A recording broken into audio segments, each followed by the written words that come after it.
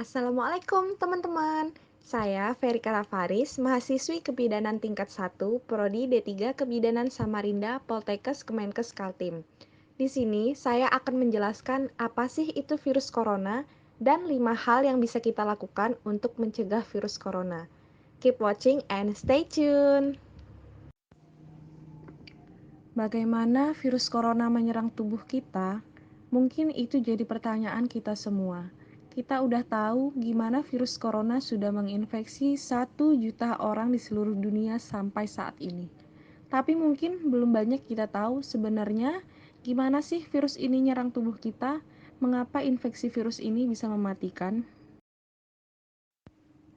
Semua dimulai dari sini.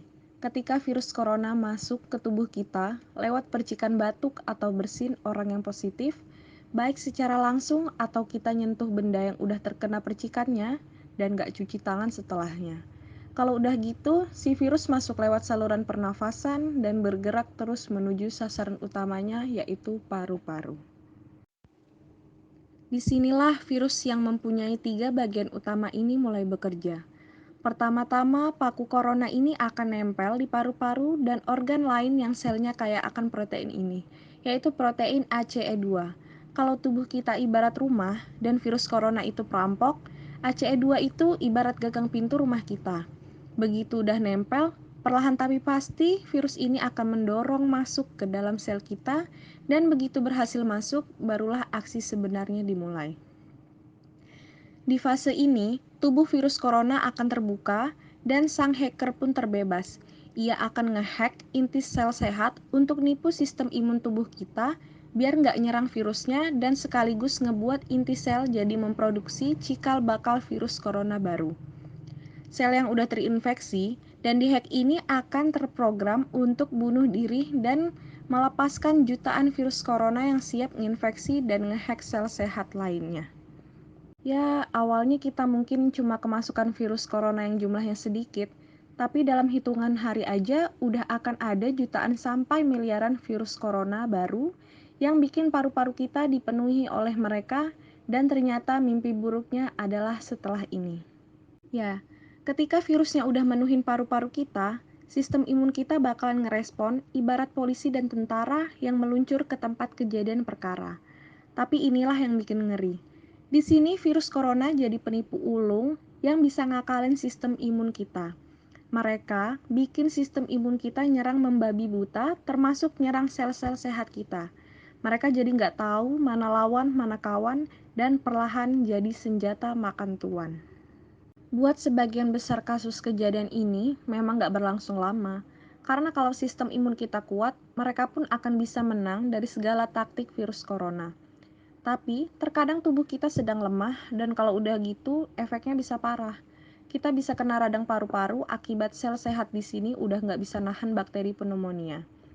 Malahan, buat kasus yang kritis, bakteri ini nggak bisa berhenti di sana. Mereka bisa masuk ke aliran darah dan akhirnya nyerang seluruh tubuh. Kalau udah begini, bernafas aja bakalan susah banget. Dan hidup kita ada di tahapan yang sangat kritis.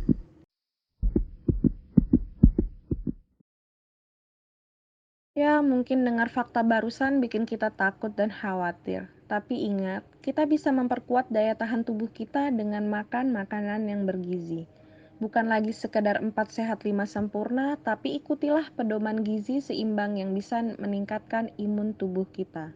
Virus corona bisa parah kalau kita memang sakit, tapi kalau tubuh kita sehat, kita punya harapan untuk bertahan.